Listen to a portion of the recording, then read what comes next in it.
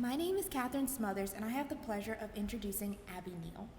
When I first met Abby, I was intimidated, but I also thought she was the coolest person in the entire world. She seemed to know everything and could do anything she put her mind to. One of my fondest memories of Abby was her talking about music. It was 9th grade. I was just getting into Metallica, and I said they were a new metal band. Abby quickly corrected me. They're a heavy metal band that's been around for years. Abby knows everything. I learned that Abby can scuba dive. I can't imagine swimming in a pool, much less diving in the open ocean. Diving is incredibly difficult. You have to be fearless and calm, and that's who Abby is. Calm, fearless, adventurous, and brave beyond all words. I can go on and on about how cool she is, but I'll let the woman herself speak. I give you Abigail Renee Neal.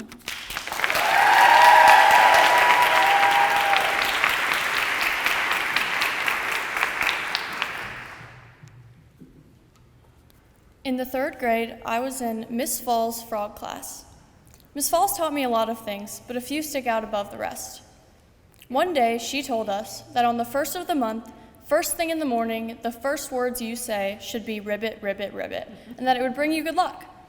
To this day, anytime I'm up past 12 or can manage to remember in the morning, I say ribbit, ribbit, ribbit, first of every month.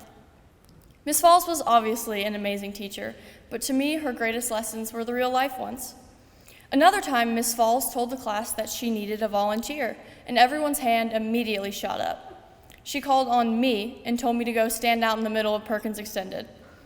I was obviously confused, but before I could say anything, she announced to the class, "Girls, don't you ever volunteer for anything before you know what you're volunteering for." And you better believe it, to this day, I have never done so again.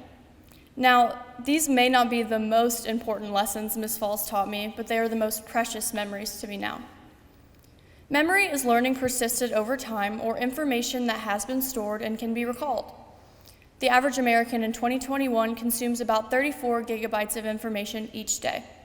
That's around a 350% increase in the last few decades alone.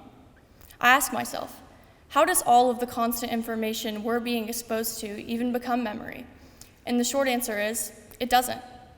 Very few memories manage to make it into long-term storage, so those that do were meant to. I found that almost any memory worth recalling can be and will be.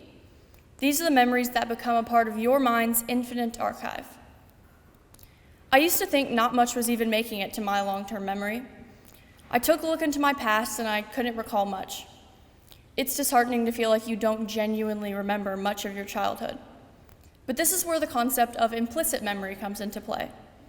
These are the experiences you aren't trying to remember, things you aren't really concentrating on.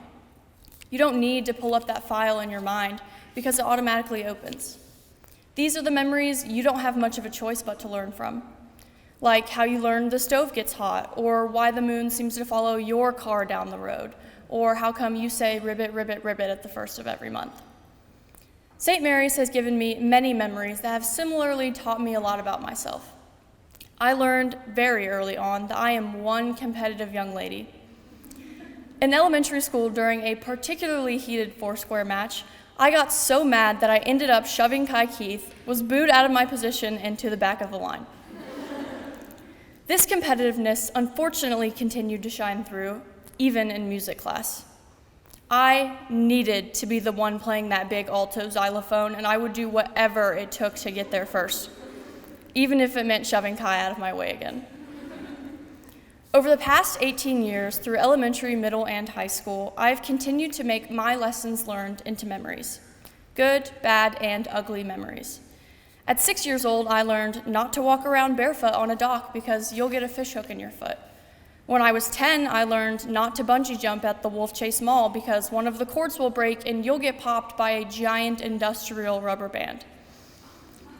At 14, when I got my first restaurant job, I learned what the words corner and behind mean and why it is so important that you say them. These experiences may seem irrelevant or niche, but they mean the world to me. Each one of these memories are lessons I learned the only way I really know how. I've had my highs and lows throughout high school, but it's the lows I'm truly grateful for. Experiences don't define us, they teach us. Whether it's recognizing loved ones, recalling past joys, how you walk, how you talk, or even how you like your eggs. Our memories only help make us who we already are. So next time you're lying in bed, wide awake, haunted by whatever random memories tend to disrupt your rest, be grateful. Remember, no matter how terrible those years were or how embarrassing that moment was, you'll never be able to scrub your brain free of it, so stop trying to. You learn from each one of those moments. They were meant to happen, and you were meant to remember. So next year, when my beautiful class of 22 has spread far and wide, remember this. All of those bad memories were good for you, so don't be afraid to make new ones. Thank you.